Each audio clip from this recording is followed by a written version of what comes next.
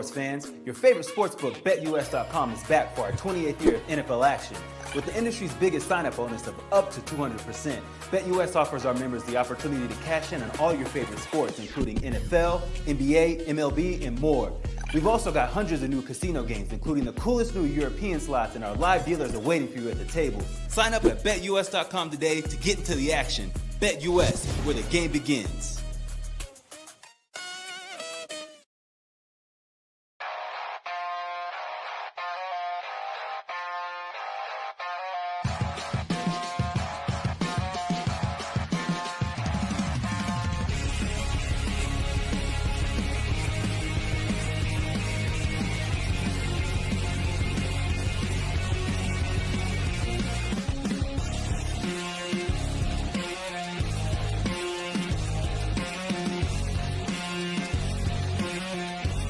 And now, broadcasting live from Las Vegas, the Snake Sports Talk Show with Jake Silva starts now. Go, ladies and gentlemen. I am all fired up for tonight's show because it's going to be a really good one here tonight, wherever and however you may be watching and listening. Thanks for making us part of your day here on the Snake Sports Talk Show. Lots of moves, lots of trade. Everything just happening all at once. And we've got a loaded show. Alan Alford, UFL Analyst, joining us, talking about the new teams coming into the UFL and another UFL season. We've also got Bryanna Sompayrac, the Arizona sports broadcaster, joining us. And also, to top it all off, here in Denver, 104.3 The Fan, radio show host Josh Dover joins us. It's going to be a lot of really good stuff. Chase should be joining us here in a moment, but really, really good stuff. So we know tonight's game, Thursday night football, it's going to be ecstatic, and it's going to be a lot of fun. So here's my one big thing, is I feel like tonight, with what we're seeing from Philadelphia last week and what's going to happen here tonight, it's a short week, and I don't think the Eagles are really up and on their A game, especially up and on offense. I know everybody wants to push back. I know everybody wants to react to something. I mean, we're in a very reactionary type of society. Everybody has something to say. But my biggest thing is that I think Philadelphia, they're going to be without Jalen Carter tonight. And then at the same time, the offense really hasn't been rolling.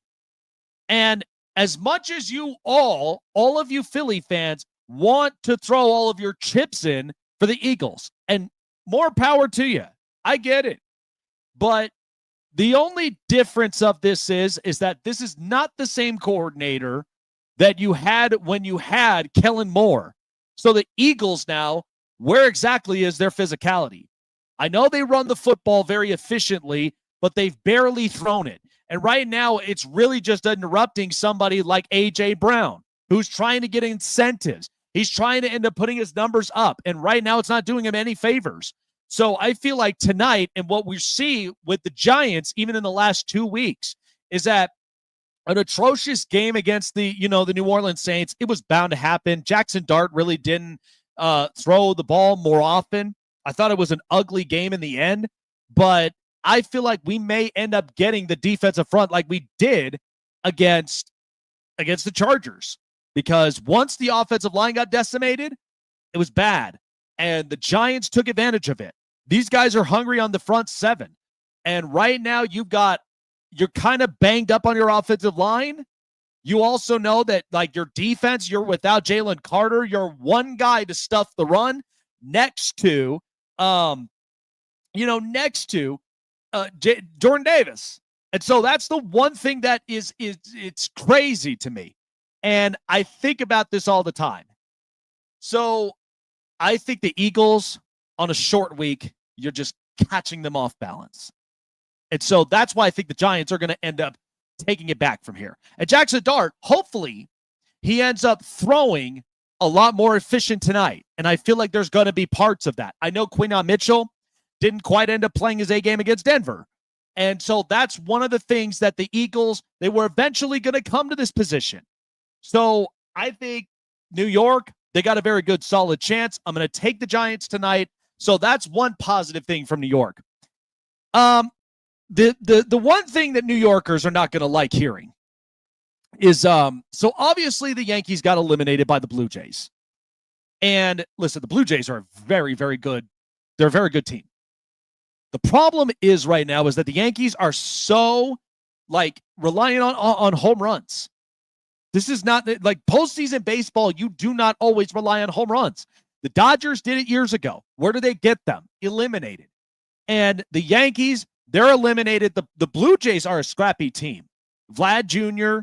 and Bo Bichette. You got Shane Bieber, who a lot of people thought, why did he end up coming out with the amount of pitches that he threw? And it all became, it all became just bullpen. But the thing about it is, and this always is typical in Major League Baseball, is small ball runs. This is why I love the Cubs and the Brewers series, because that game, that series in a whole, it's small ball, it's great pitching, bullpen is stellar, and that's what you're going to end up getting from there. The Phillies finally survived against the Dodgers, who the Dodgers, are only putting up the runs because they know they cannot rely on their bullpen. They can't. So now they finally figured that out, and Kyle Schwarber was great. But that's the one thing is it's the difference from a lot of these teams. You're trying to win a World Series. You're trying to be the better team in a lot of these different innings. And that's what's the hardest part that the Yankees haven't figured out. And again, I really am not a big fan of Anthony Volpe. I thought the kid had something, but now he's looked at more as a liability. And you're watching Gleyber Torres in Detroit force up the game against Seattle. So who knows exactly what's going to come out of that series. But I felt like yesterday, the Yankees just did not have it. And Chase is my witness. He saw me take the Yankees while silently he's like, Jake's going to regret this week. Because the fact of the matter is, the Blue Jays are a very good team. I'm giving them all the roses. But I do know this is always typical about postseason baseball. You don't know what you're going to get until you are in it. And that's what I think the Blue Jays might actually have a solid shot. All right, now we finally bring up the man of the hour before we got to bring up a full list of guests. It's insane. Sir. We're going yes, sir. The Florida. Yankees. Yes, sir. Yes. We're going from Florida to Arizona and then right into my stomping grounds of Colorado. So that's going to be a lot of fun with all of our guests. But I was talking about this before in the program. Tonight's game is going to be interesting, but I think the Giants are catching the Eagles off guard because no Jalen Carter tonight, and this offense has been struggling to pass the ball. And I think we're probably going to get a Giants front seven like we did when they played the Chargers.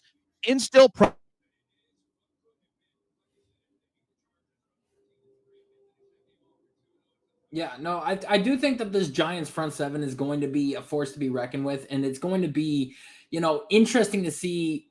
I like what I've been seeing from Jackson Dart. You eliminate the mistakes and everything, and you make it to where it is a game plan that revolves around him, and maybe at the trade deadline, go out and get like a top-tier wide receiver. I know that there's some, or like just another weapon in general, because I know that there's some that have been but I think what's disgruntled.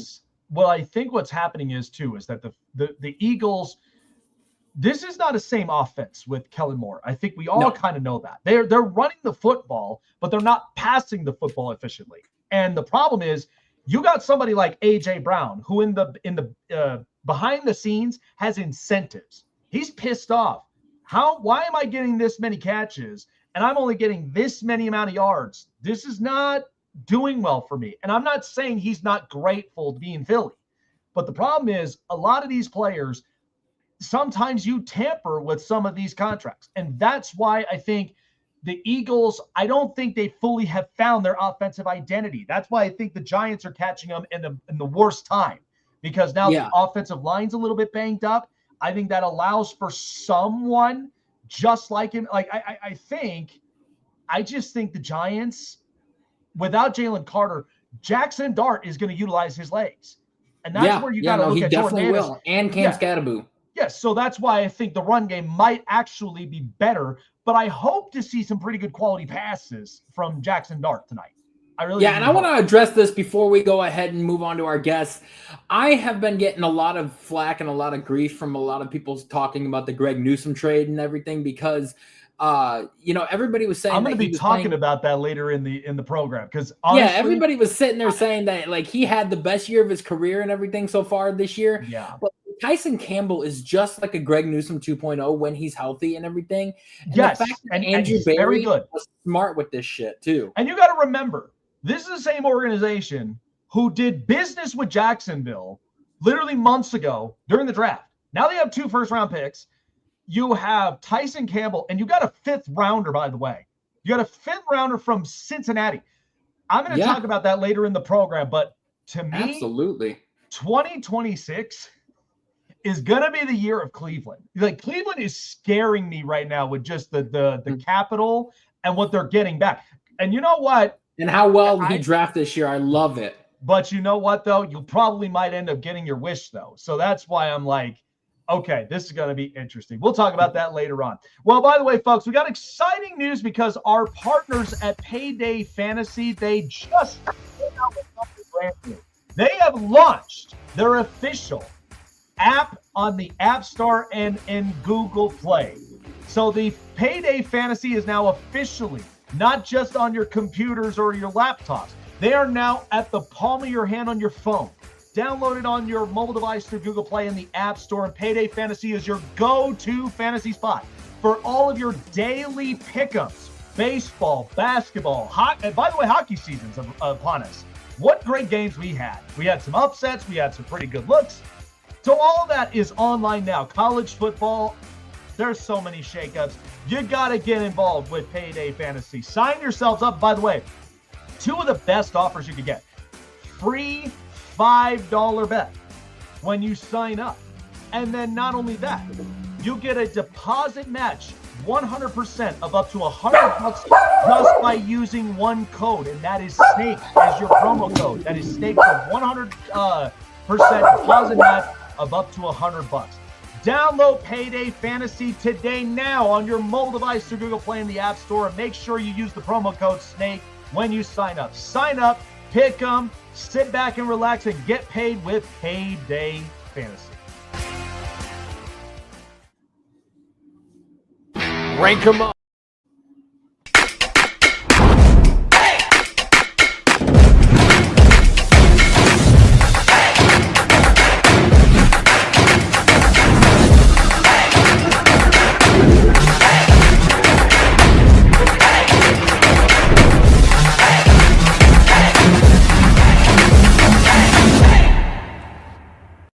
Looking for a show with the best takes and opinions? Want a show with the best coverage around the world of sports? Jam-packed with an all-star interview lineup? Then the best place to find it all, sports and entertainment, is right here. Join Jake Silva on the Snake Sports Talk Show, presented by SeatGeek and BetUS. Weeknights at 8 p.m. Eastern, 5 Pacific on Sports Wave Network.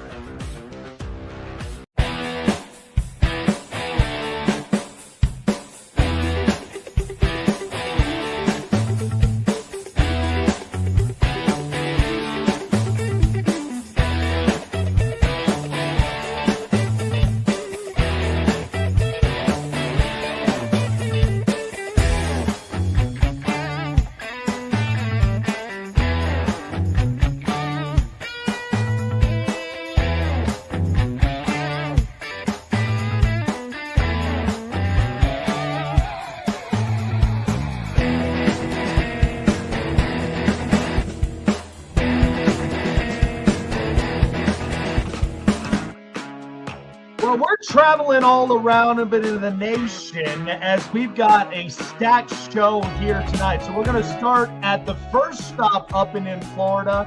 He's got 2 novels of his own, and he's also close to the UFL as an analyst and is excited about the new chapter in Orlando with the Orlando Storm. Honestly, I mean, it brings back memories of the Tampa Bay Storm in the AFL and then the Orlando Predators. So now going into the UFL, I'm excited for this one. Alan Alford here on Alan Alford Sports Talk Show.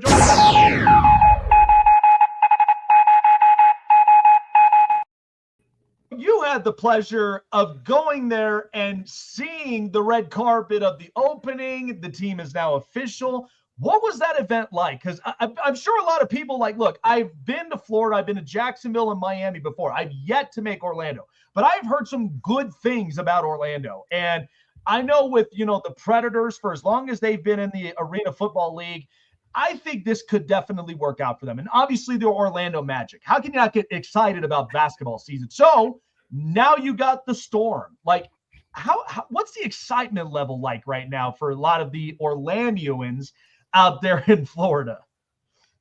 It's fantastic. It really is a great time to be a sports fan and to be in Orlando. Thank you for having me on your wonderful show, the Snake Sports Talk Show. And yes, to be at that event, it was magnificent. It really was. It was great to see the mayor, to see the new ownership, Mike Rapoli, Russ Brandon, the president and CEO of the UFL, a lot of fans there. It was just first class. That stadium, if you've never been to the stadium, entering Coast Stadium is magnificent. I love the smaller venue. I love the vision. It is a great time for you to be in Orlando. It is even better time for you to go ahead and be Orlando Storm fan. So, you've covered the UFL for quite some time. And one of my big things is, and this is an interesting question. I'm so glad I was able to find somebody that is that close to this league, because I love what the partnership that they're doing. It's not there yet, but it is starting to become where it's its own entity of being a minor league football team now, where you got teams that they go out and they buy some players. I've noticed a trend here, Alan, and right now with what I'm seeing from the NFL, special teams right now is becoming an issue. There's teams that don't have their kickers.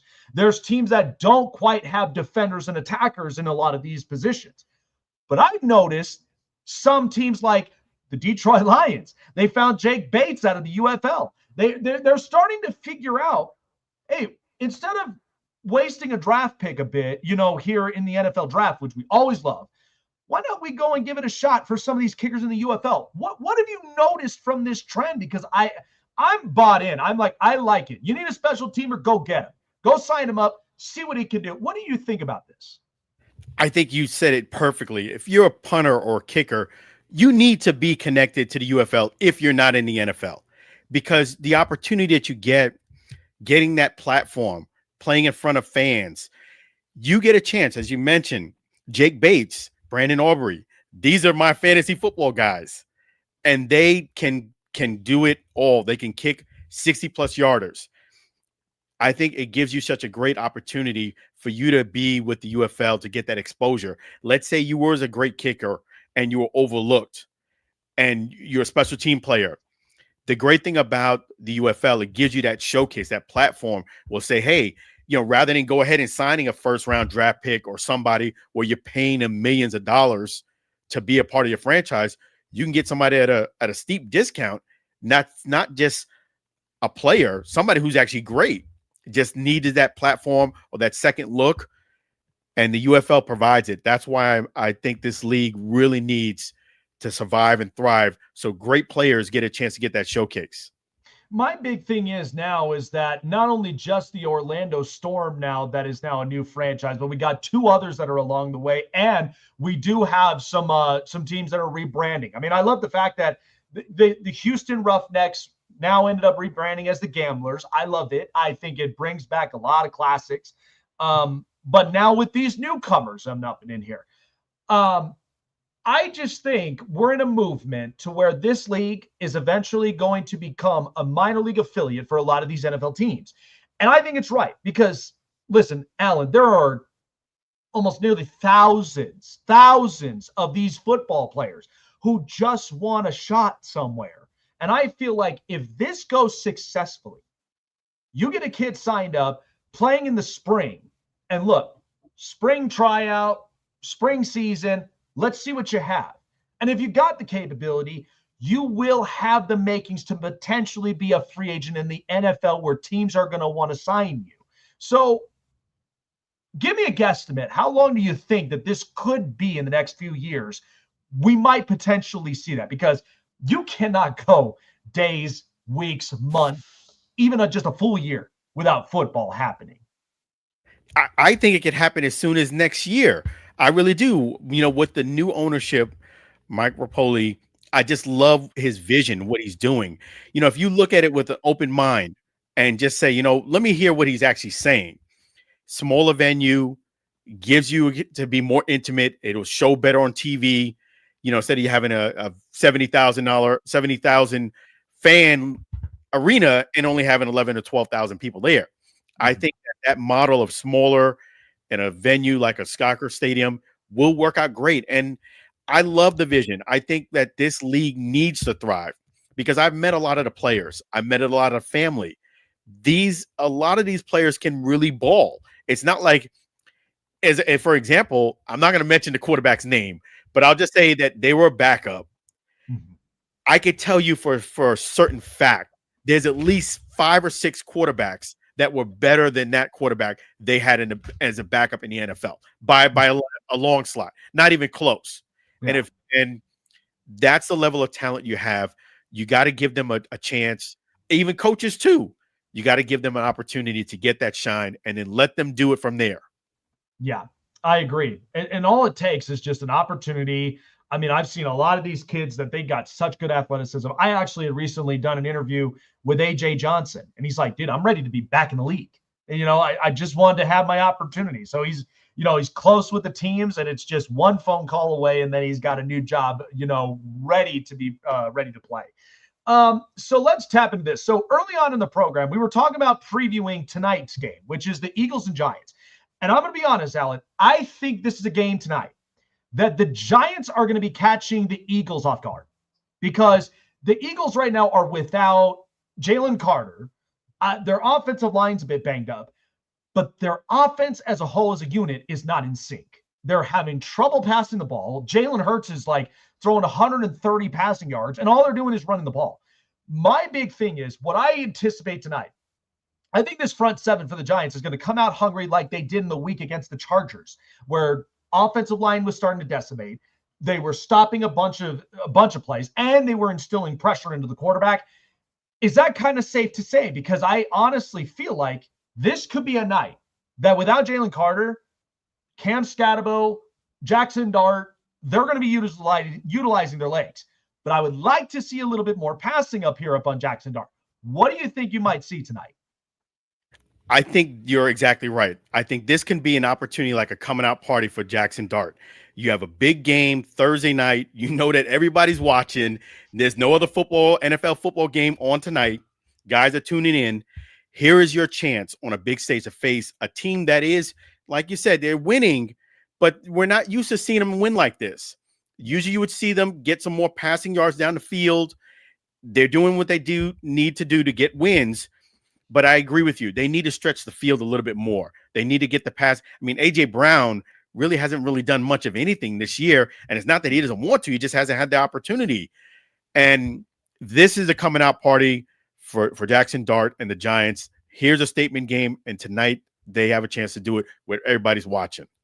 So living up in Florida, I mean, lots of stuff are happening. I mean, the Panthers obviously are showing up as back-to-back Stanley Cup champions. I'm glad hockey's back. And then, Tampa, they got a little bit roughy with, trying to remind people, hey, we still run the state of Florida. But either way, it's good when both Florida teams are playing well. But the funny thing was, we saw last week, and I am very surprised about the absolute growth of Baker Mayfield.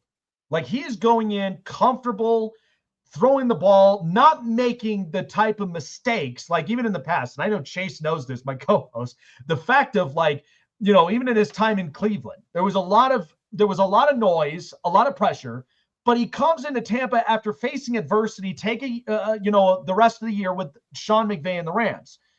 And now I'm looking at this Baker, and Alan, this is scary to me. This is a team that I did not overlook as hey, this team might actually be scary enough to be Super Bowl appearance, for the NFC.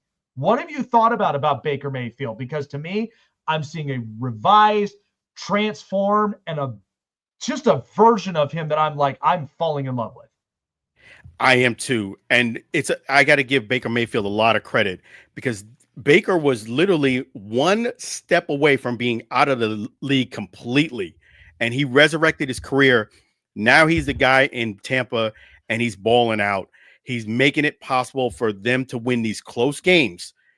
All of the games that I've called have been coming down to the last drive for them to close it out and win. Baker Mayfield is definitely in the MVP candidate discussion. He's resurrected his career. He's got great weapons now. Definitely, I love what he's doing. The maturation and the maturity has really come around full circle. I can't be more proud of Baker Mayfield and the Bucs and what they're doing. So, final question for you here before we move on. We know that the trade deadline is coming up close, and we know there's been a couple moves. But I'm going to point out one team, and I'll give out my take a little later on in the show. Cleveland, to me, they have made some interesting moves where I feel like 2026, if they can get the quarterback right between Dylan Gabriel and Shedeur Sanders, 2 first-round picks, a late 5th rounder they got from Cincinnati, that's not nothing. That is assets to where they can reload, fix the offense. Petonio is going to be retiring this year. I feel like Cleveland is sneaky with some of these trades and the business they're doing that I feel like next year I would be afraid if I'm the AFC North of what this team may look like next year. No, I agree. I love what they're doing. They're making some great moves. Ultimately, I'm going to say it here. I think Shedeur is going to be the guy. I think he's kind of in the weeds. They're kind of hating on him a little bit. But the good thing about it is I believe when he gets that opportunity, he's going to shine bright, and he knows he has to shine because of all of the setbacks. I just think he needs to be patient and learn and fix those things that some of the complaints have been about. But I do think Shedeur Sanders is going to get his chance. He's going to run with it.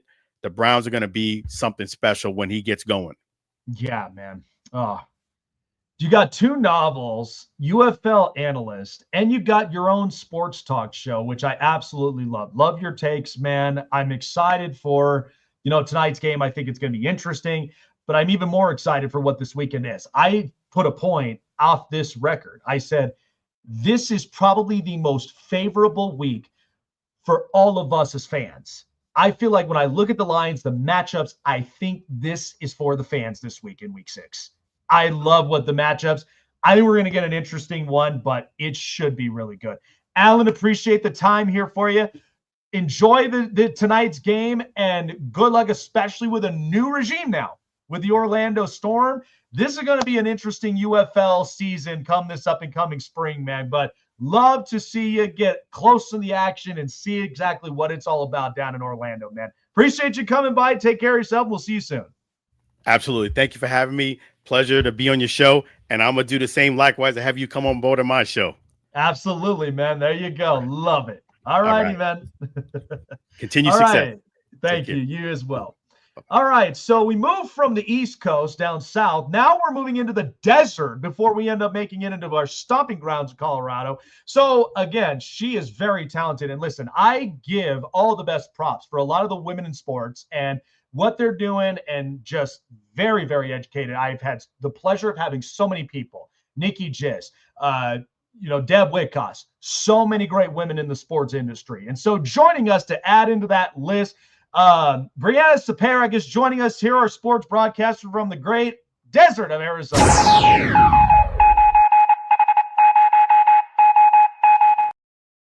I got to tell you, Bryanna, I am really curious of what this game is going to look like here tonight. I feel like the Giants are catching the Eagles off guard for a few reasons, because no Jalen Carter tonight. The offensive line looks pretty banged up, and right now the offensive unit is just not in sync, and that's kind of a problem for someone like Jalen Hurts.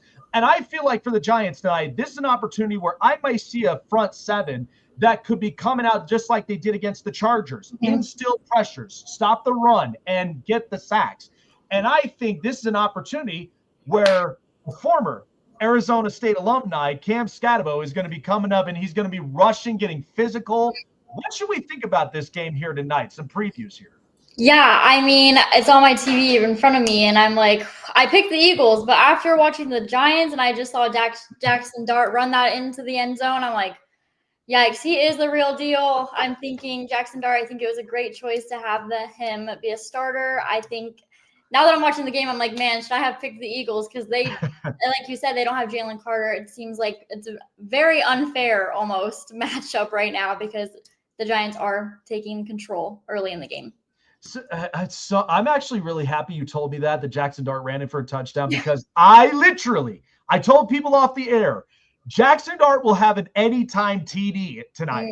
I had a feeling of it. And just after hearing that just makes me so happy for our partners. Yeah, it was crazy. So, listen, I know my big thing is like Arizona. I mean, I was born and raised in Vegas, so I understand, desert sports, all of that. Mm-hmm. My big thing is with the Cardinals. I had some very good hopes when it came to the defense. Me too. And I got to be honest with you, Bryanna. I don't know what it is. It seems like the team at first, they want to get on the same page. Mm-hmm. But then Kyler is just completely out of sync. And then I'm watching DeMercado literally put the football out of his hands. And Jonathan Gannon with his, viral video, something has got to give in this organization because, look, I get it, the Bidwells, all this stuff. But it's like the Cardinals, when have they ever had an uplift? And it's been a long time since the Kurt Warner years and Carson Palmer. But I'm going to start with this. Kyler Murray, I think he's very talented, very athletic. But my problem is, does he even love football? Is he even that focused? Because to me, I don't want him to go and on paper and say he's the utmost talented athlete, but I'm not getting much out of him. I'm not getting any motivation. Where do you think you kind of see the problem here in Arizona? Yeah, I mean, obviously I was so excited in 2019, or was it 18?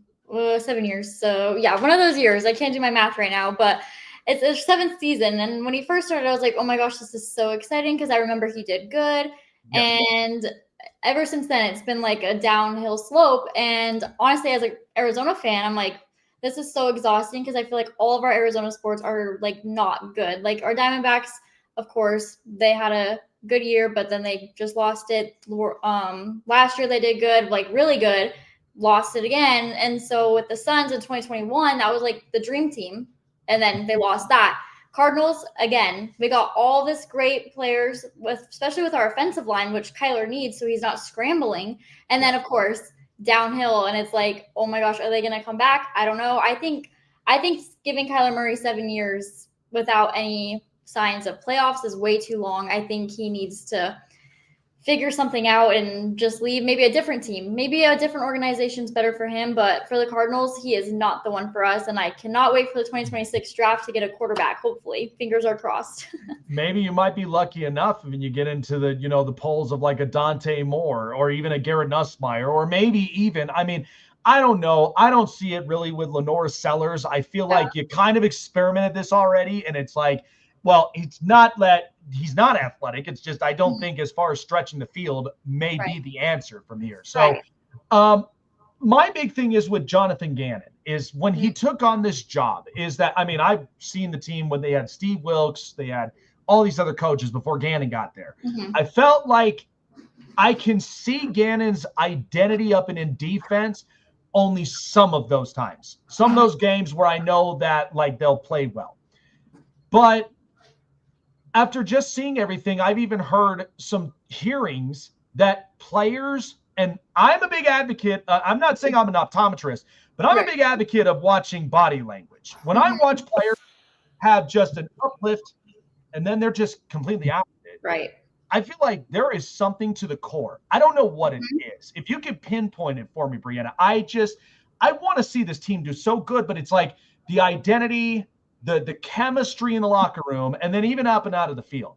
Something is just not right. Is that like more of a coaching aspect, or what do you see? I mean, I feel like they don't really have a leader. I feel like, Marvin Harrison Jr., he obviously is in his 2nd year, but I think he's a real talent that we really need to use. And with Kyler, I don't think he's going to shine the way he's supposed to, because I really do not believe that team has like a leader that everyone looks up to, because Kyler, first of all, a great player. He's very athletic. He's a great runner, but like you said, the energy on that team, something is off with Kyler. So I feel like he's not very in it. So that makes everyone be like, well, our quarterback's not in it. Why should we be? And then same for the coach. I feel like he should definitely be hyping them up after every play, no matter what it is. Like, come on, guys, we got this. But I don't really see much of that either. So I think in general, that whole team needs a leader. So they need like a veteran in there. So as a division talk, because I'll be honest, I have been hyping up the NFC West in the last 5 weeks. And I said, this division has been giving me such good football in 5 weeks. I mean, watching the Cardinals, Seahawks. I just watched the Thursday night football game at B-Dubs with the Rams and Niners, where the Niners are so injury decimated. But yeah, Robert Saleh is just that good. How did you kind of evaluate this with the division? Because they are playing like they're right now kind of stealing the thunder of the AFC North.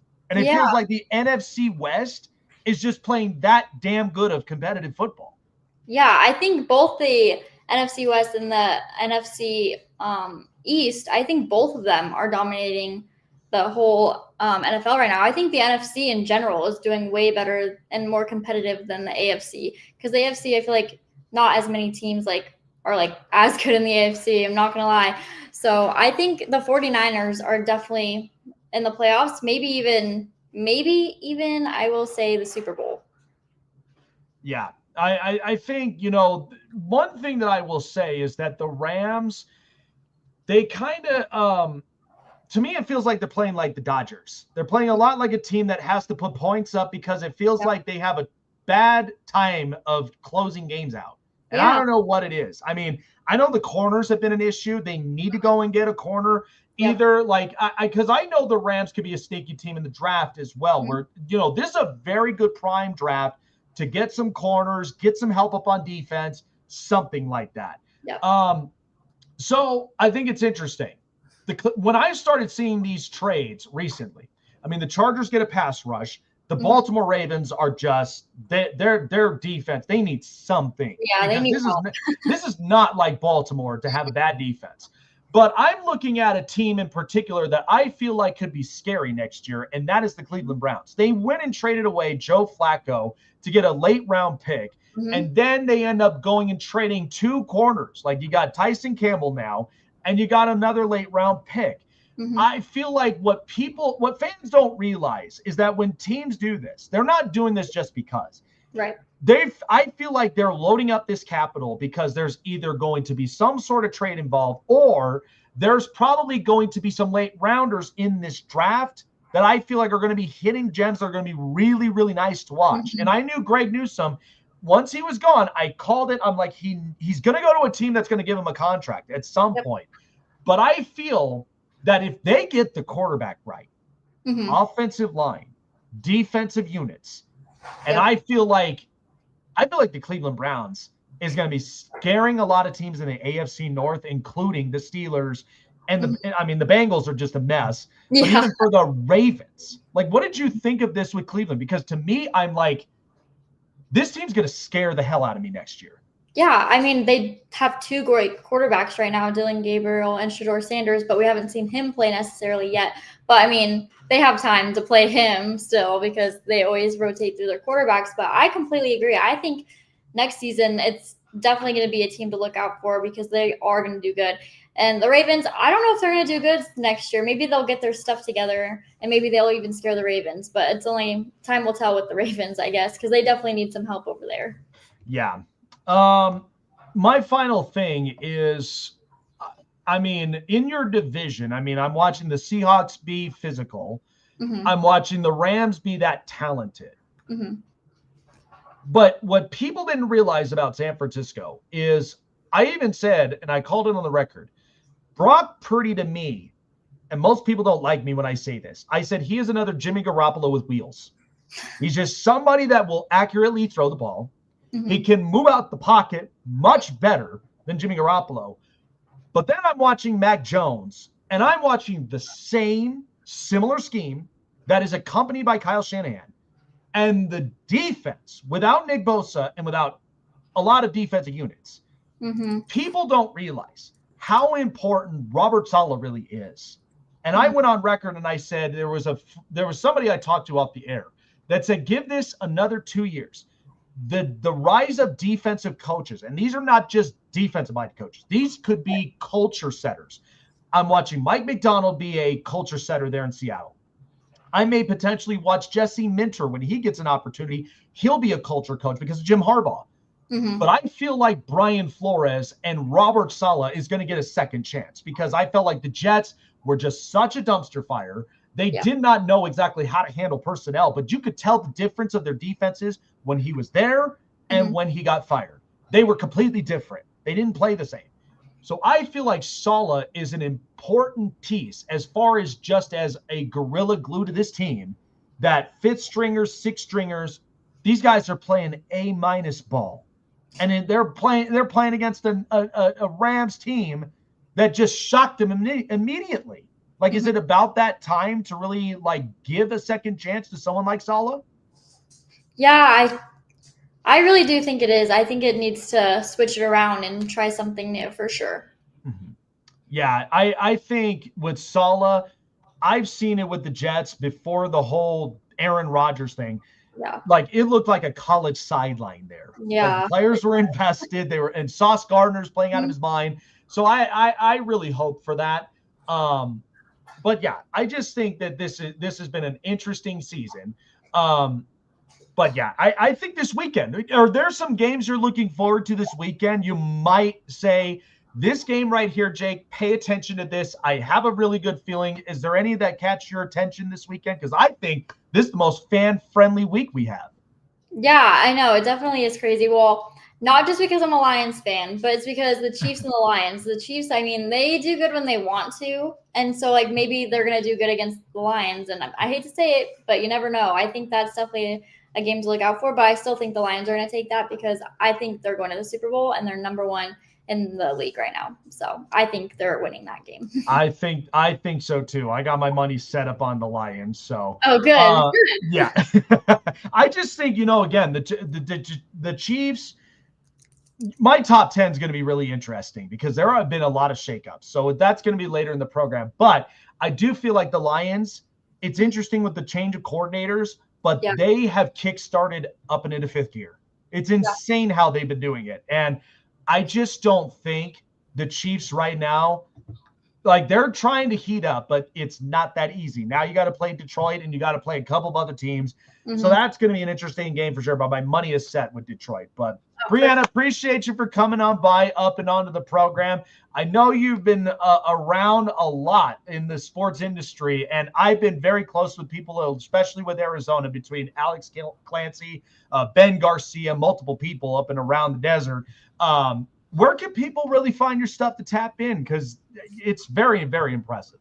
Yeah, so I mainly post my Instagram and my TikTok, and my username is Bryanna.sports, and that's on all my platforms like YouTube as well. There you go. All righty, folks. Definitely check out all of her hard work. It's amazing and it's great, and always wishing the best of successes as well in this industry. Appreciate you, Bryanna, for coming on by. Take care of yourself, and we'll see you soon. Thank you. Absolutely. There you go, Chase. We've been on fire with all these interviews, man, and we've been all over. Hell yeah.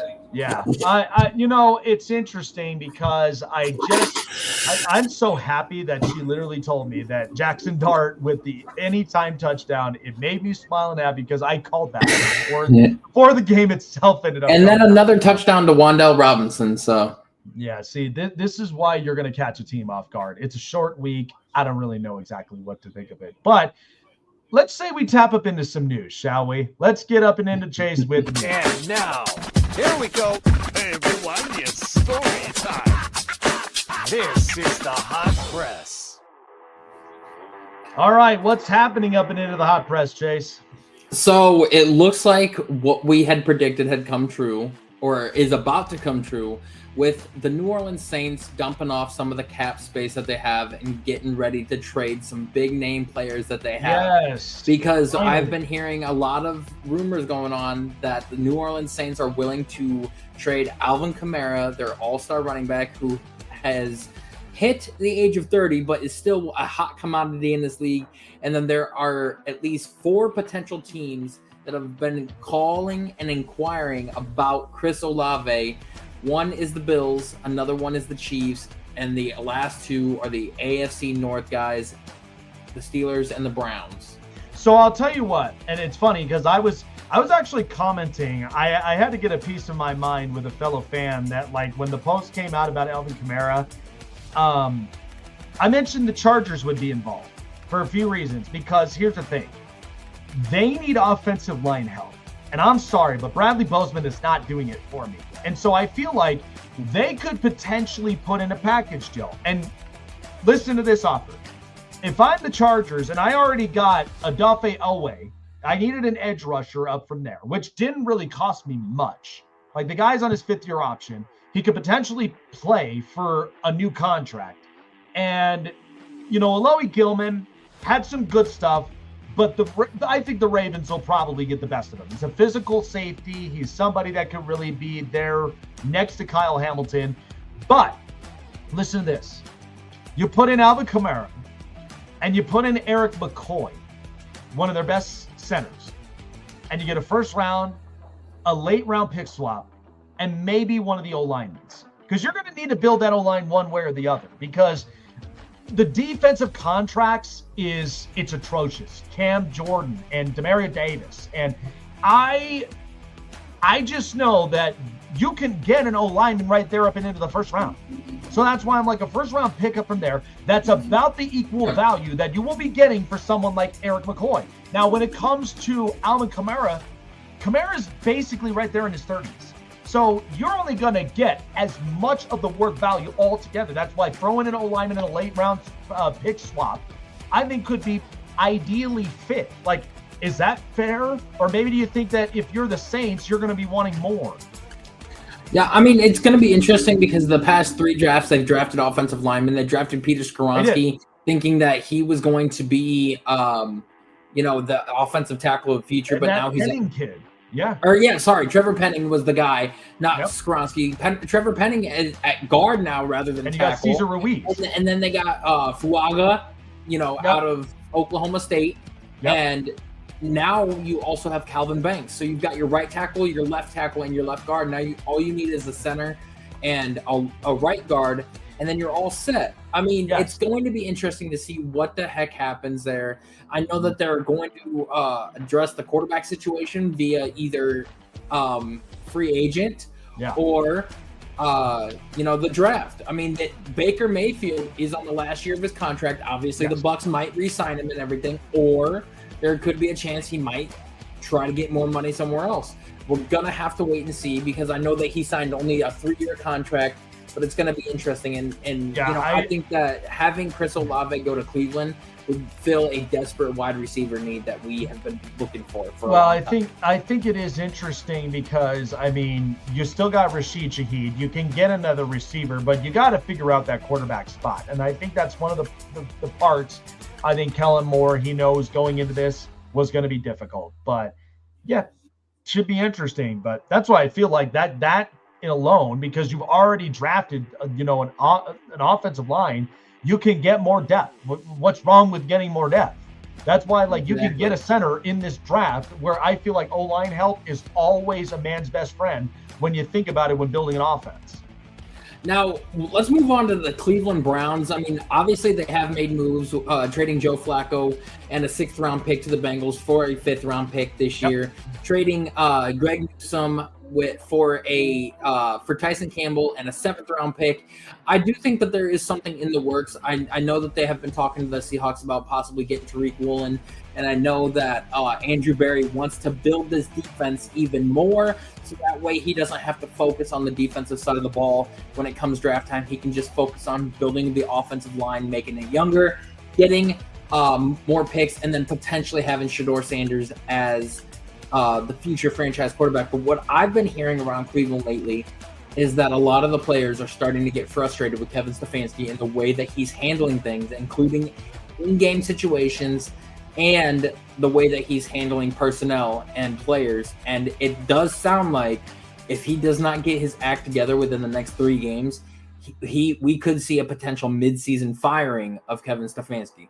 Which is just unfortunate because I do love Kevin Stefanski, but I also do know that, I mean, this whole season, we knew it was going to be interesting right out of the gate because defensively, this is a hardcore unit. That's why, I called it Greg Newsome was going to move somewhere because he's going to want a contract. That's the thing. When you're playing on a fifth-year option and you get traded somewhere, you're playing for potentially a contract, whether it is with that team or it could be somewhere else. But the thing is, I mean, Jacksonville, we said this months ago when they ended up making that deal to where they moved up, they got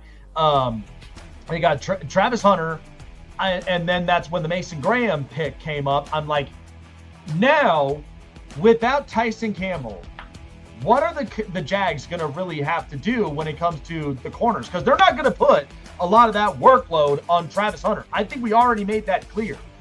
I think as a receiver, it really can help someone like Trevor Lawrence. But I just am even after I watched the game where they beat the Chiefs, it's hard for me to trust the Jacksonville team where I'm watching Trevor Lawrence literally do a barrel roll and then scoring for the touchdown because Chris Jones apparently looked like a deer caught in the headlights just standing there. And I'm like, what the hell's going on?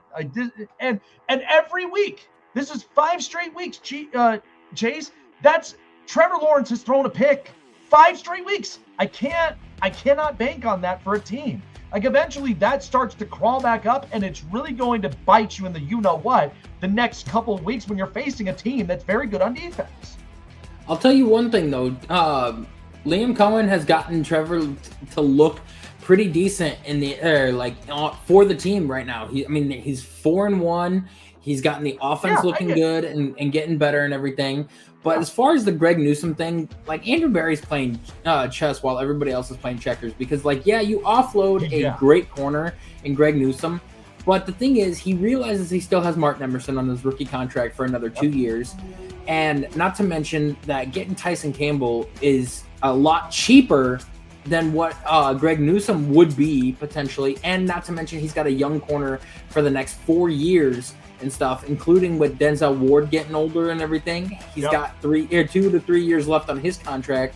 And now you've got a chance to not have to worry about drafting a corner in the draft until in the later rounds, because everybody thought that he was going to have to spend a first or second round draft pick drafting a corner because of how bad they've been this year. Well, now you've got Tyson for 4 years, you've got Denzel for another 2 to 3, and you got Martin Emerson for 2 more years as well when he comes back. So you can always get a corner in the later rounds in the third or fourth round, and you won't have to worry about it. I think it was a solid move. It was a smart move, and you save money. You got a corner for multiple years and everything. Now, the main thing, it's going to be a lot of Browns news just because they've been in the media and in the headlines. There is a thing coming out around after the bye week is where we're looking at possibly having Shedeur Sanders start when you go to play, I think, the Las Vegas Raiders after the bye week. Because Jimmy Haslam did come out and say, during preseason that he wants to see both Dillon Gabriel and Shedeur this year so they can go into the draft knowing, okay, do we have to draft a quarterback or do we have one on the roster? So we're looking potentially after the bye week. If not, during the Jets game is when we might see Shedeur. Well, that's the hope. That's why you drafted these quarterbacks, because I just want to see Shedeur play. That's all it is, because every time I keep hearing these stories left and right of Bailey Zappi apparently is going to be the quarterback too. I'm like, who's getting a lot of these sources? To me, it's can you throw the kid in and see what he can do? I'm tired of just talking about the guy. I want to talk about the player. I want to talk about the quarterback, because if I know your quarterback is set for Cleveland, then offensive line, defensive skill unit, and then maybe a receiver. You can go into the draft optimistic because now you've got a lot of these picks that you could address a bunch of spots. And again, those moves, I feel like we're all rejuvenated moves because you're trying to do Myles Garrett a favor. You are trying to make it happy, and you're trying to rejuvenate it to where, Mason Graham is a very good defensive lineman. And at the same time, Denzel Ward, he's getting up there, and you got to end up rejuvenating this thing. So that's the only reason why that I kept saying I think next year could potentially be the Browns for the AFC North. And the last thing you need is you got Baltimore playing like this. You got Cincinnati, who, God forbid, you go into the 9-game stretch before Burrow even comes back. You'd be lucky enough if you're winning 6 or 7 games. And then you got Pittsburgh. I wouldn't be shocked if Ethan Posick is on the way out and potentially getting traded, because I do see Luke Whippler as a potential fill-in for him, because they like what they see with him as a good center. And then a guy I like in the draft is that Connor Lew out of Auburn. Yes. Oh, Connor Lew is he's very highly talented. I've heard very highly talented at the center position and everything. Yep. And, I do think that they are going to make something happen before the trade deadline ends, whether it's for an offensive lineman, whether it's for an offensive playmaker like Chris Olave, whether it's for another defensive player like Tariq Woolen. I do see something happening in the next few weeks with Cleveland and everything, because I do know that the 3 biggest needs that they have right now is safety, wide receiver, and offensive line. And I do see them going into this draft next year with probably getting Spencer Fano out of Utah, because he is a highly talented left or right tackle. He can play either or, and his pass rushing, or like his run blocking grade at 100%. And his pass blocking was at 85. So he's doing good on both ends there. Moving on to the last piece of news that I have is you have the Toronto Blue Jays going back to the ALCS and a potential shot at the World Series for the first time since 1993 when they last won it. Yep. And you look, the Blue Jays, they're a very good team. I've been very impressed with them. They really made the Yankees look completely just god awful. The problem is guys are swinging up for the fences, and it's like, this is not how you want to end up like doing this stuff. You really don't want. You just can't have this happen. In the end, the Yankees, they need to figure this out. And how long is Aaron Boone going to be in this thing? Like, how long? He getting to the World Series last year, so they're going to give him a longer leash than normal. Oh God! Just what I need is a Bronx bum that apparently is like listen. I'm really surprised they haven't even thought about bringing in somebody like Don Mattingly. He is not Joe Torre. He is nowhere close to Joe Girardi. Isn't Don Mattingly already coaching somewhere? Nope, he's available. Give him a call. I'm serious. Okay. You know what? Here's the thing. You put him back in Who's the manager of the Blue Jays then? That I think is I think it's Montoya. Okay. Yeah, he's the manager up over there right now. But yeah, you give him a call up. And here's my one thing. Don Mattingly, unlike Aaron Boone, you'll get a lot of small ball. And my problem of it is I'm over Anthony Volpe. I don't think he arguably is really somebody that I could trust my franchise around, because you should be a contributing piece. He's not looking like that, whether with the bat or even on the field at shortstop. He's continuing to be a liability on this team. And I love Jason Dominguez. I love that young kid that they got. I think didn't he get called up yet, Spencer? He's an outfielder. Because I heard, yes, okay. So you already got that. You've already got one other kid who I really do like. They have a future there, but the last thing you want is your future to be under. You want, like, the last thing you want is your future being in danger because of just this. I don't get it. But I don't get it either. It's very, very interesting. I mean, all I know is it's nice, it's fun not seeing the Yankees in the playoffs anymore for the year. Now, if only the Phillies can actually win tonight and keep them alive to try to get the Dodgers out of the playoffs, that'd be great, because it would be nice and amazing to see two teams that have never made it to a World Series or never won one in the Milwaukee Brewers or the Seattle Mariners. It would be nice to see one of those two win it, but I can't hold my breath on that. No, I agree. Oh, man. Good stuff. Chasing the news. And now, here we go. Hey, everyone, it's story time. This is the Hot Press. And I had to be literally working my arse off to just try to get everything all lined, trying to get my ducks in a row. And it's usually not always that easy, okay? Look, at least I'll do something that doesn't quite embarrass me, i.e. James Franklin. How could you allow you at UCLA to literally upset you and embarrass you up in national television? I just think that was just all bad. But instead of just poking bears here, let's get to our top 10 list up here. Here we go. Rank them up. Yeah, it's time. Let's go, baby. It's all time right now. The top 10 NFL teams, according to Jake.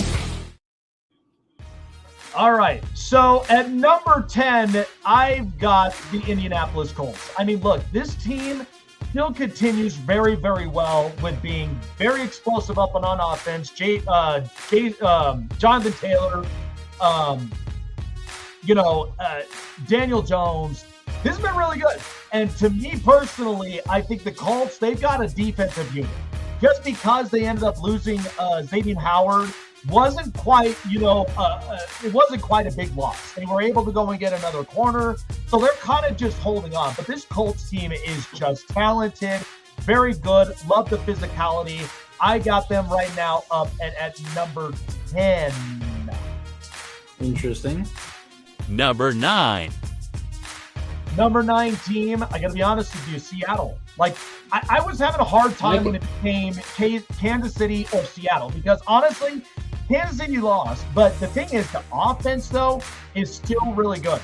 The only thing with Seattle, I have noticed this, Mike Macdonald, amongst 3 other coaches who I really do like that will be head coaches, is Mike Macdonald. You could see the ID, you could see the culture. And even with a bunch of guys banged up, I still trust Seattle. I think they run the football well. K9 looks really good, and Sam Darnold is playing at another level. I got them up at number 9. Number 8.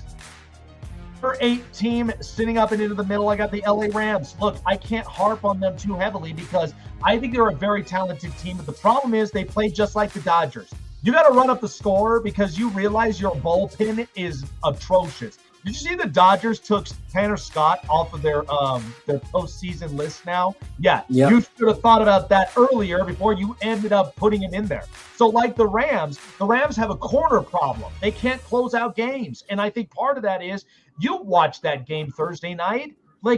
Mac Jones is literally just leading the field, causes a shock in the first 14 points of the game. And I think the Rams, they're talented, but they need to figure something out. I got them at 8. Number 7. Number 7 team is the team that beat them in front of them, and that's the San Francisco 49ers. I don't care what anybody says. But here's the thing. Mac Jones, and this comes yet again to Kyle Shanahan's method of his madness. You got Mac Jones now playing at a very high level, who's capable of being a starter in the league. I don't know if it translates the same, but Mac Jones, and I told you that when it came to Brock Purdy, the weight of the bag is real because the player is not going to play consistent. They're probably going to end up getting banged up and probably suffering an injury. It just happens. And at this point, San Francisco, listen, give it up to Robert Saleh. That defense is just tremendous without Nick Bosa. So you can't tell me otherwise that this defense, this is why coordinators are important. I love Saleh. I think he gets another coaching gig. He should. And I got them up at 7. Number 6. Number 6, this is a team that I think truthfully, the Green Bay Packers, they are coming off of a bye. So right now, I'm hoping that Green Bay figures out some of their offensive woes because I felt like the first couple games, it seemed like defensively they were on high energy. And even with Micah Parsons, they got well rested. It's going to be a longer stretch season throughout this, but I do trust Green Bay with their personnel. I just think that if Jordan Love can limit some things and you get Josh Jacobs in the run game going, I think you also do have Christian Watson coming up back.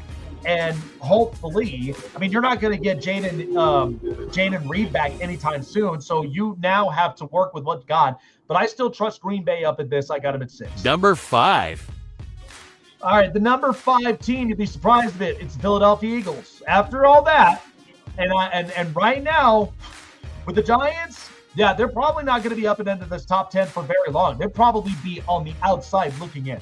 Listen, Philadelphia is having an offensive identity crisis because they can't pass the ball well. A.J. Brown is chirping, and at the same time, even with running the football, they're not in sync. And I think we all predicted that. When Kellen Moore left, and even when you had Shane Steichen, these two rock star offensive coordinators are gone.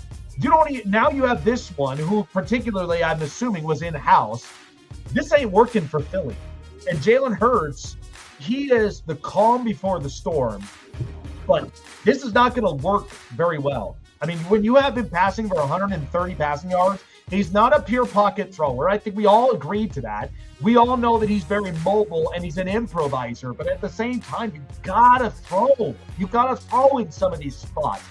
I think Denver was the prime example. That was just defense purely at its best. So I got Philly at 5. Number 4. Number 4, I think it's interesting. I got the Denver Broncos. So here's my listen, I love that defense because one of my biggest things, they didn't even have Drake Greenlaw in the field, but Zach Allen, Jonathan Cooper, Nick Benito. You know this team right now. You have the 3-2 Broncos in your top 4? Here's my thing, Chase. Defensively, they lead the league in sacks between Nick Benito and Jonathan Cooper. That whole pass rush is unbelievable. Nick Benito is beast.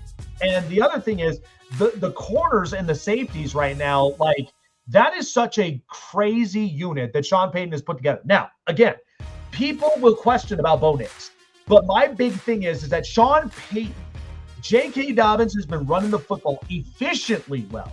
And even with that, Cortland Sutton, I can get some catches from. Marvin Mims will show up here and there. But I do think that in an offensive unit, like there are still some adjustments to be made. But that defense, Chase, I'm telling you, you cannot like just swipe or scroll away without even looking at how that defense is just acquiring pressures and sacks. I got him at 4. Number 3. It's still just crazy though, because like you have a team that so now here's the other thing, and lost to a top 10 team like the Colts. But you know what though, you beat a top 10 team. You beat a top 10 team in the Broncos Eagles at 4. Yeah, well, here's the thing: you beat the Eagles. Like you may have lost to a Colts team that was in the top 10. Now you beat a team that was in the top 10. So here we go. The Buffalo Bills. Here's the thing: I still have them at least with the top team because I love Josh Allen in the offense. Defensively, I mean, when you watch that game against New England, did Drake May look good or what? And that was the one thing I think Buffalo, I could not sell myself into Buffalo being that number 1 top team, right? I mean, I know you told me about that, but my thing is that, yeah, the defense, I didn't want to give my hopes up because I knew eventually that defense wasn't quite going to show up as well as you think. So that's why I think the Bills, Josh Allen, I mean, they got a very good unit, but they have to get consistent in a lot of areas. So I got them at 3 for now. Number 2. Number 2, I absolutely love this team at 2, and that's the Tampa Bay Buccaneers. I mean, Baker Mayfield is playing at an MVP caliber level. Like, look, without Jalen McMillan and without Mike Evans and Chris Godwin, Emeka Egbuka is playing at an unbelievable level right now for an Ohio State wide receiving core. Emeka Egbuka, I think when a lot of people realized it, he's a very good possession receiver. He can get open. He can get some space. And I think the chemistry between him and Baker Mayfield is really good. And even without Bucky Irving, like this this Tampa team is really starting to make you believe in Baker. And I think this is Baker's home. Like, I don't see him going anywhere else and just staying in this culture, because this is unbelievable what he's put together right now in Tampa. And even with Todd Bowles as a head coach, like, I think Baker has arrived in a lot of areas to where now he is solidified elite quarterback. I got him at 2. Number 1. Number 1 team, the Detroit Lions. I'm not mad at that. Here's my thing about this. We were questioning about this, Chase. The Lions, we knew as far as a unit and their coordinators, was this going to be the kind of team that is either going to fall flat, or were they going to kick it into 5th gear like they normally have? Chase, this looks like a very good, rejuvenated Lions team. And by the way, everybody, including Colin Cowherd himself, is hyping up Jared Goff, because he's been through 7 coordinators and 6 of them have worked. Now, again, he had the 1 year in his rookie year with Jeff Fisher. And then he goes in and gets Sean McVay, and he's already got a Super Bowl appearance, 2 conference championships. And so I think with Jared Goff, I think he's a well-refined version of himself. The last standing, like, pure pocket thrower, because a lot of these guys are getting mobile. And Jared Goff, here's the thing I give him more credit for. He is the most available quarterback that we have seen in this league. Like, have you seen Jared Goff get injured much? I haven't. He's been so available since he's been up and into the league. Like, I haven't even seen times where he's had an injury or any of that. But this Lions team is kicking it into 5th gear. I think a lot of this is Dan Campbell's culture is very strong. I love what they're doing. I got the Lions at 1. So there you go. Colts, Seahawks, Rams, Niners, Packers, and then Eagles, Broncos, Bills, Bucks, and the Lions. I can't be mad at this. I think the one thing of it is because I think if I had to switch anything, it'd take the Broncos out of the top 5. But other than that, I like the list. Yeah, I think, look, Denver's defense, you can't deny, is arguably so much fun to watch. Like that, especially with the pass rush of Nick Bonito and Jonathan Cooper. That is the 2 guys that is instilling pressures. You got Zach Allen up front. Could you imagine if they had DJ Jones back? Like, you'd be having so much pressure up front. And I think the one thing, Vance Joseph, like, he was a head coach before with Denver, and eventually kind of came to realization he's better off being a coordinator. And that's okay, because honestly, he's loyal to the Broncos. The defense looks very, very well. I mean, honestly, people are even saying this is a lot better than even the Enero Vero defense. So that's why I think you are with what your identity is. And this is why the culture in which Sean Payton brings together is strong. He refines it. Just because we know Bo Nix can play, but I mean, you're seeing both him and Trevor Lawrence average a pick every week. And I'm like, when do I start cutting down the mistakes? I get it if it's a pick that's not your fault, but sometimes you don't want to get into bad habits, because then bad habits usually bite you in some weeks. Yeah, that's the one thing. But I think everything else, I mean, look, no Chiefs, no Chargers, not even a couple teams that's even on this list, not even the Ravens. So that's a kind of a shocker. And people are asking me, what about Jacksonville? What about Pittsburgh? I'm not impressed. I get the Jags are in a winning record, but why would I need to continuously watch Trevor Lawrence throw a pick every week, and then at the same time he's doing a barrel roll when Chris Jones forgot who to tackle or even wants to tackle? It's hard for me to believe that. I think if Chris Jones, if his head was in the game, I think I would have gone for Trevor Lawrence.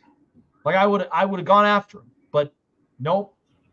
Felt like a deer caught the Jags. It'll be a good week to see and test if they can actually, be a good team, or if they're for real, because they got the Seahawks this week. And if they come out and win against the Seahawks, now it might be time to start giving them their flowers and their praise. And that's all I want. Like, again, is it bad for me to is it bad for me to rightfully criticize some of these teams because I want to see why you should be an elite team in the top 10? No, Like it's not. that's the thing, is because it's your units, it's your entire coaching staff, and it's what do you do well? That's the one thing that I want to know. So again, this kind of goes back to my point. I know we talked about it a lot, but people are feeling like, and again, I think you're going to get your wish, Chase, because people don't realize, and even in businesses, when there are certain moves that get made, and we even see this all the time, even with, the NBA trade with Luka, and then even the Rafael Devers trade in Boston, like, people don't realize there's a reason. And so with Cleveland trading away Joe Flacco and Greg Newsome, look at the value they got back. They got a 5th-round pick. They got late-round swaps. And they practically got somebody who, if not has a little more of an edge than the other, in Tyson Campbell. Like, this is no longer Cleveland just doing Cleveland things. I mean, we've been used to this for years. Now I'm starting to see, like, that's why I questioned a lot when it came to Andrew Berry, because only he is going to end up being vocal and telling Jimmy Haslam, listen, I need to acquire capital because we need to do Myles Garrett a favor. We need to rejuvenate and we need to compete. We know you kind of act like a meddling owner and a little bit more incompetent, but listen, the last thing you want to do is you want to jeopardize your future. This is the part where Cleveland, and I'm telling you, Chase, back in 2017, when this team changed its page, you got Myles Garrett, you had taken a chance at Baker Mayfield, you were initially trying to change the culture because that had been a losing culture for God knows how many years. But now you're starting to see the actual front office playing now, playing the cards right. And I feel like next year is going to be scary for the AFC North. I know you smile really hard at that, but I just feel like moves like this are not just done just because. I will believe it when I see it, because after being a Browns fan for so long, you kind of get numb and used to the ways of the old, and you get used to how things are in the NFL when it comes to, like, oh, it's the same old Browns, it's this, it's that.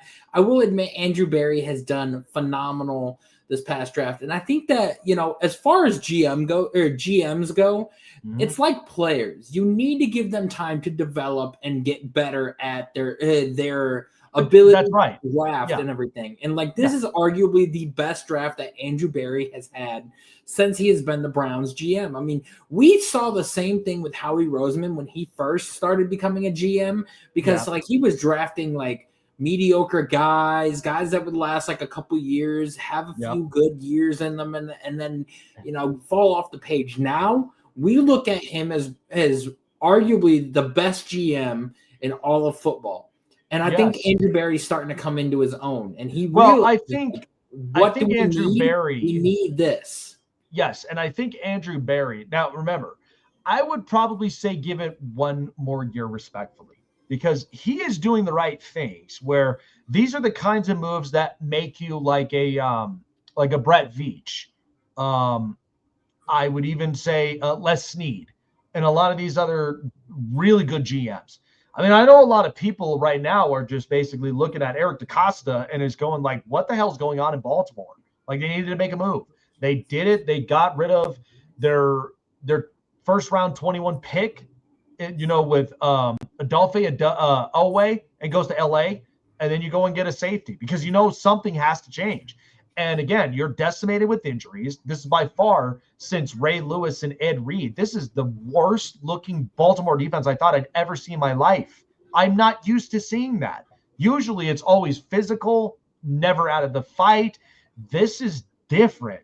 And I don't know if that's changeable. Is that the coordinator? Is it just because the players are hurt? What is it? That's what we're trying to find out. But when it comes to GMs, what's funny is, sneakily, Brad Holmes is even climbing into this category, though, too, because even with the Lions, I mean, the coordinators, they're gone. Aaron Glenn is on an 0-4, 0-5 Jets team, which, by the way, I know I have the Broncos right now up at 4, but I feel like this weekend, because you know where it's at, right? It's in London. And you know who has shares and stockholders in London, right? The Johnsons.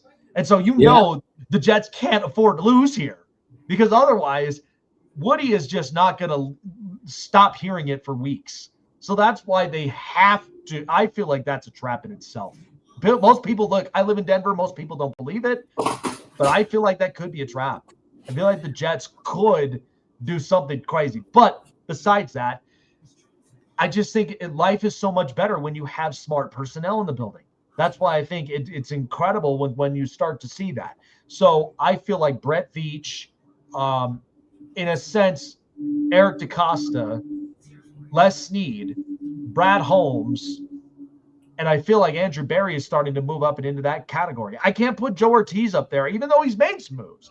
But I feel like if he does another move in the next couple of weeks, Jace, like if he fixes up this atrocious O-line and gets it rejuvenated before Alt comes back, and I mean, you got Mekhi Becton coming back, and you got to have somebody as a runner because Hampton ain't going to be coming back for another few weeks. If you could do that, then to me, I feel like you should be deserving of moving up that category. But there are some GMs that tend to just whiff on a lot of stuff. I mean, look at the GM in Arizona. Look at the GM in Carolina. I mean, even though Carolina, I give them some grace. Like, the GM was a former player there, but they just can't shape up the culture. Last thing I want to talk about before all this, college football has been incredible. And Ohio State is just traumatizing everybody. Like, they are. I mean, by the way, but Julian Sayin had a couple of really good throws. I will admit, Julian Sayin had some good throws. The only problem right now is that Texas, I had them last week. They let me down. I was pissed off.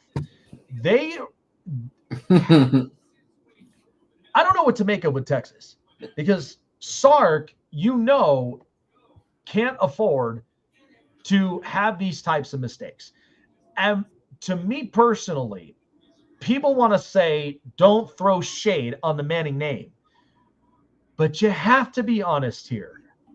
Like, I've said it on the record. I think John Mateer is the number 1 overall pick before Arch Manning is. I can't see. A lot of people want Fernando Mendoza, but I think John Mateer is a lot better. John Mateer, to me, I feel like has very good pocket awareness. He throws accurately. And I feel like when the game is on the line, you know what's funny is he's kind of more, how do I say this? He is more of the Bo Nix quality, like as far as accurate throw, and could definitely throw. Honestly, he's not mobile, but you know what? He's got better pivot from the back of his foot. He can. And a guy I like that a lot of people aren't really high on, and I do think it's like if he got a chance to sit behind somebody like maybe a Matthew Stafford and got a chance to learn, he's got the prototypical size and build as your pro NFL quarterback. And the problem that he's got on his team is he doesn't have very many talented weapons. He had one last year with the tight end and everything, but no, not very many good wide receivers and everything. You give him a team with Puka Nacua, Devontae Adams, Kyron Williams and everything. I think Drew Aller could be a great quarterback and everything. But here's the thing, Chase. Like, I get that for Drew Aller. But man, people are already wringing James Franklin's neck, because this is not how you honestly have to play. Oregon, totally different. But UCLA with Nico Imalava literally embarrassing you, who doesn't have a coach, doesn't have a personnel, and he literally upsets you. That's inexcusable for Penn State. For a team that I had high hopes, this team could be national championship bound. I'm regretting that. That is god-awful and embarrassing. Like, just everything. And I don't know. When is Penn State honestly going to get to that level?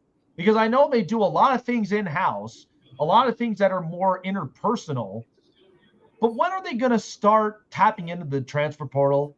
I know that they are a team that doesn't quite do that.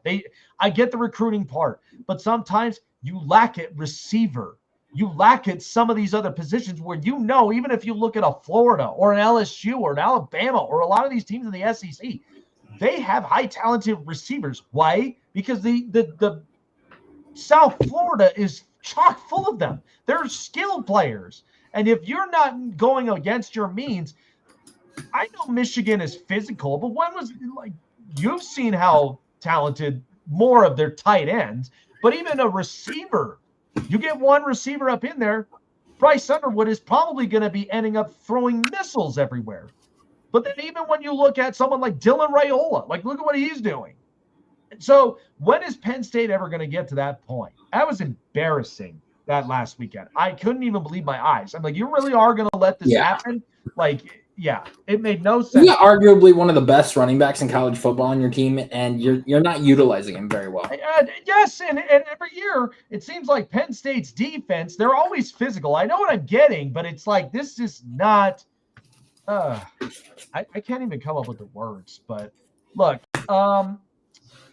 yeah. No, it should be a very interesting weekend, though. I mean, hockey's back. Baseball postseason's been a lot of fun. And, eventually NBA will be making their comeback. But, we're just so close to being in the trade deadline that there are a bunch of moves that are going to be made. Lots of names have been rumored out there. Breece Hall, Alvin Kamara, multiple other names. They're starting to get leaked out now. But it's like we talked about earlier. Is this it for Kyler Murray in Arizona? Is this it for some players? I just am like, where is his head at? If it's a coaching problem, something has to be solved. But if it's Jonathan Gannon, I don't think it's a coaching problem. I just think it's a Kyler Murray problem. So this is my thing. I get coaching. Styles of coaching has changed. It's changed. Wow. Jackson Dart almost had another touchdown. Oh, my gosh. I know styles of coaching has changed, but I've heard it from everybody. Cowher let it rip. He was not happy with DeMercado. Neither was he happy with A.D. Mitchell. These players, these players are showboating. When do you ever just go and sit at a fancy restaurant and just enjoy dinner without taking 100 pics of your food because you have to show off? The days of TikTok and all this other stuff. We're just in a different society. I said it. Caffeinated society. Amazon. Touchdown Giants. Scatterboo scored. There you go. Look at that. Am I just speaking a lot of these things into existence? I just feel like Jackson Dart, anytime touchdown. Cam Scatterboo was also going to be another one. Look at that. It's if they can get this extra point, it'll be 20-17 Giants. Yeah. I'm telling you. And when's the last time the Giants scored more than 22 points in a game? I can't remember. Oh, it's been a long time. And honestly, it's been actually, no. It week 3 or 4 when they played Dallas and everything, but that was an anomaly. You barely see this from the Giants. Yeah, well, especially without their biggest threat in Malik Neighbors. Well, but like I said, this goes back to my point earlier when I started the program. I said you are going to catch the Giant, or you're going to catch the Eagles at their worst week. You wouldn't if they won the game against Denver, because all that would happen is they would be playing hardcore defense. They're not with Jalen Carter. You are back to what they were in week 1, because if it wasn't for him spitting on Dak, now look what happened to your defensive line. I mean, Javonte Williams scores twice. You got Dak being an improviser and running the football, and now he's throwing darts left and right. So that's why I'm like, the Eagles, eventually this is going to catch up to them. They are pissed. And you know what? They have every right to be pissed. But again, it's your personnel. It's not Vic Fangio. And I know people are like, well, Vic ain't quite like what he was last year. I get that. But offensively, Steichen, Kellen Moore, these rock star offense coordinators, they're gone. You got nothing else. And you're back to what you were originally with Brian Johnson. Running the football, not passing often. And when you do, you're doing the stuff that caused you to lose. That's why I said this Eagles team, and you know it, bless you. This is what I said to the about the Eagles. I told you this is part of this that makes them 11-6, because you were going to go to an offensive unit where AJ Brown is chirping. Jalen Hurts, again, he will not react, but people wonder why I had Jalen Hurts at 6, scratching the surface at 5, because leadership, improviser is one thing. But when you are up there and you're telling me that you can purely throw like a Josh Allen or a Mahomes or a Herbert or a Burrow or a Dak, can't do it. Can't do it. He's like a point guard with no 3-point shot. That's familiar. Russell Westbrook. Isn't that funny? That's why I'm like, yeah. People have to come to realization. I want my cheesesteak still, damn it. I don't want to be ended up getting mauled on by all these Eagle fans that tell me you don't know what you're talking about. There's no way. You just hating on Jalen Hurts. I'm not hating. Be real. Anyway. Got to cut it out, man. But yeah, fun stuff. We had a really, really good time. Alan Alford. Bryanna Sompayrac. Man, what?